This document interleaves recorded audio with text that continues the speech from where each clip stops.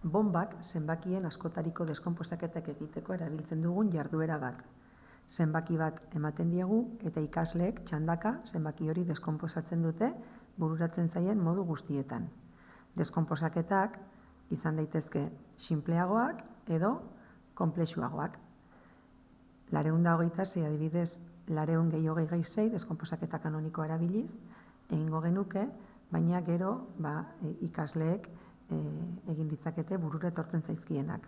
Hala nola, 852 zati 2, hemendik norbaitek eratorriko du 1704 zati 4, edo 3208 zati 8, edo agian egongo da zati 16 beste leku baten, edo 2 aldiz 213, edo 4 aldiz 126, 200 gehi 26, 1278 zati 3, edo 568-ren 3 laurden ere. Ikasleen burukalkuluaren mailaren arabera, deskonposaketa batzuk edo besteak azalduko dira. Ziurtasuna ez daukagunen edo zalantza sortzen zaigunen, kalkulagailua erabiltzen dugu hauek konprobatzeko.